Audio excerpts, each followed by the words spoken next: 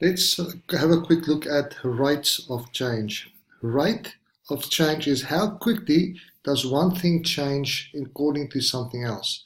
The rate at which things are changing. So let's go quickly. We have done this previously. Just a quick recap. If I have a function and I have 2 points, I can say that the rate at which that function changes between those 2 points is called the average. So the average rate of change,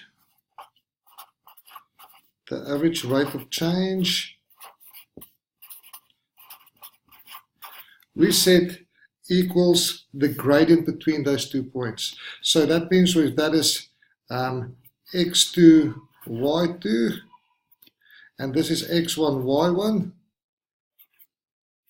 then the gradient of that line equals y2 minus y1 divided by x2 minus x1. Okay, so we all remember that. That's the average rate of change. However, if I want to find the instantaneous rate of change, so the instantaneous,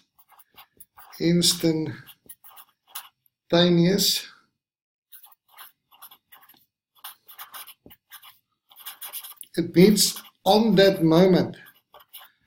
So we want to find it,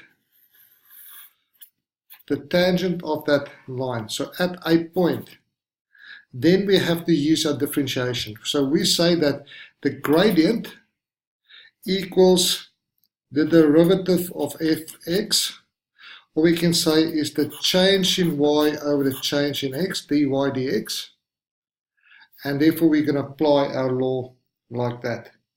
So the first derivative, the derivative of function x, the derivative of x, or this function, is the gradient at the point. That is how quickly that thing changes. That is how the rate of change happens at that point.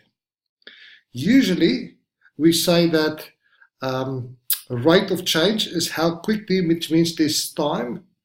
So if they don't say anything, we assume it's according to time.